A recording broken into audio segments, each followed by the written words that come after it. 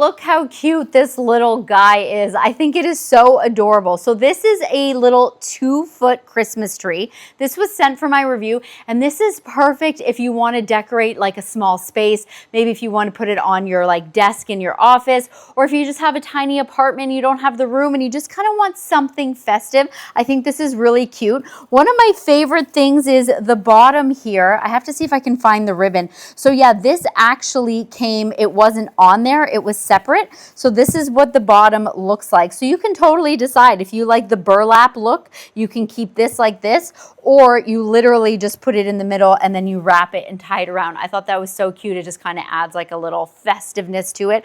Of course, I literally just took this out of the box. So of course, you know, I will be decorating it. You want to add some lights to this. You can add a couple of ornaments to it as well. And these trees here, really easy when they come in the box, they're really compressed. So you just want to kind of take your time and you want to pull these down, spread them out, and then until you kind of get that finished look that you are looking for. You definitely want to do that before you put any decorations on here because it's harder to do that afterwards. But yeah, super cute. I just love the idea of like having something small like this to be able to decorate any little space that you want to without needing a big, massive tree.